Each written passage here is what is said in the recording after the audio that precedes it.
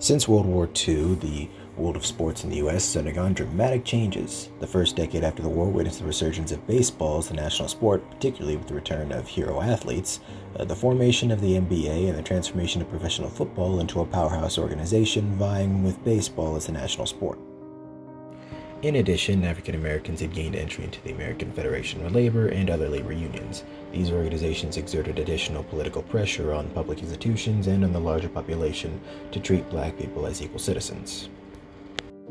President Truman's desegregation of military, Executive Order 9981, was a tremendous leap forward that reinforced the confidence of black people in their efforts to gain and exercise full leadership of its social freedoms that intensified the desire to excel in interracial sporting competitions and military service. A well-worn phrase that African Americans knew that their behavior on the battlefield and on the playing field would be a credit to their race, these hero athletes therefore had to carry the burden of double circumspection, to fight and play better than the whites, and also to conduct life in a way that was far more exemplary than both their white counterparts and ordinary white citizen.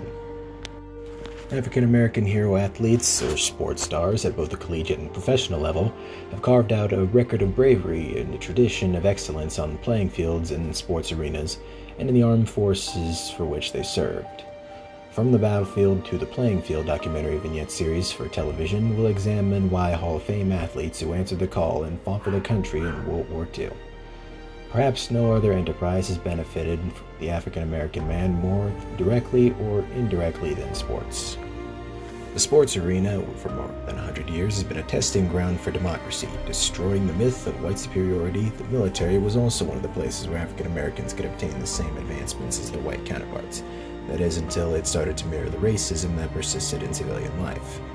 From the battlefield to the playing field will not answer questions, but will instead ask them, showcasing the parallels between professional sports and a military that went through cycles of growth and discrimination that resulted in little-known triumphs and tragedies.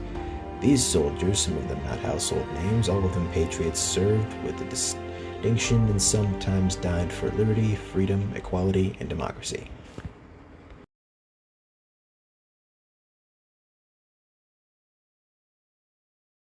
Joe Louis was a real inspiration for many black soldiers during the war.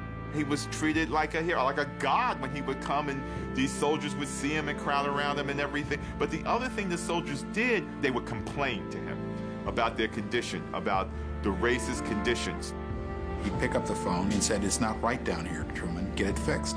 And the next thing you know, that general on that base would get a phone call from Washington, and whatever was wrong got fixed. Well, I'm glad to be here, and I hope everybody enjoyed this exhibition, and I hope to put on more in the Army camps. Louis visited bases around the world, happily staging exhibitions, as long as the gates were open to all troops.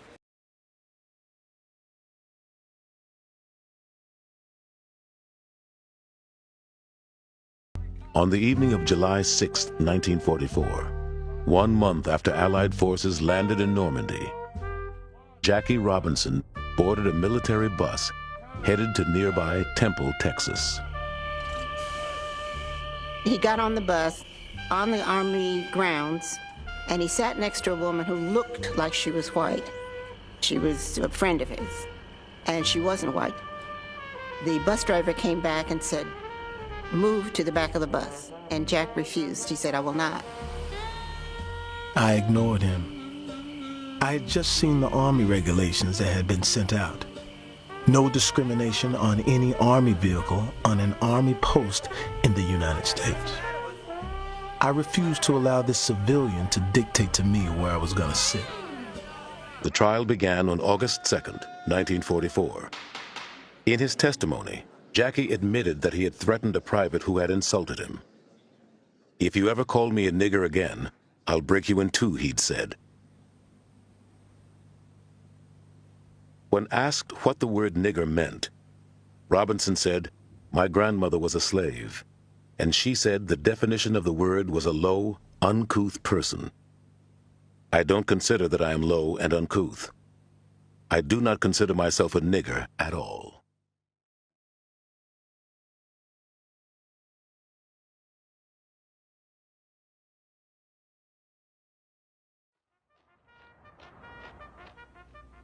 A few weeks after the third fight with LaMotta, he was inducted into the Army.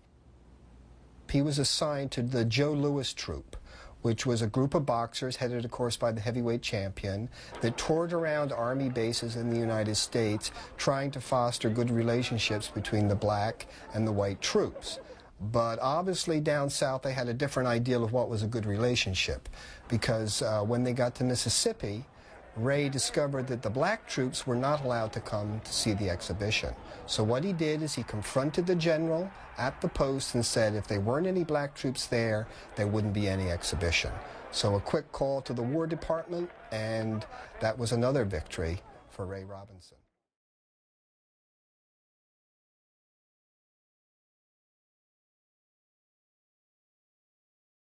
The Army drafted him, they drafted him at the height of his playing career, I mean, it's right in the midst of him having great seasons. He might have hit 758, I don't know, 2 years in the Army, certainly taken a lot out of him. I will be the first one to say that. There's no question in my mind that Mays would have broken Ruth's record before Aaron got there if he had, he lost almost 2 full seasons. And when he came back, his first season back, he hit 51 home runs. So what does that tell you? My skills was much sharper. I played a 90-game schedule in the service in Fort Houston, Virginia. Hit 40 home runs every year there. So I didn't think I would, miss anything. My body got stronger. I began to hit the ball much longer, long ways. So when I came out of the service, it was.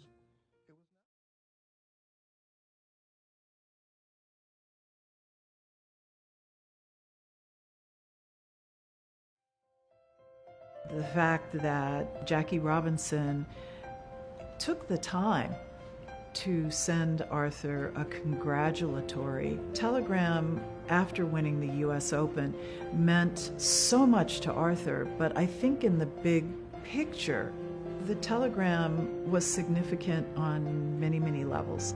It was the idea that these 2 men who happened to be African American were connected by this experience. 1 in sports, 2 in having made significant contributions to changing the social awareness in this country by the mere fact of their exemplary examples as citizens of this country. I think that it carries that kind of importance. It's historic in that sense.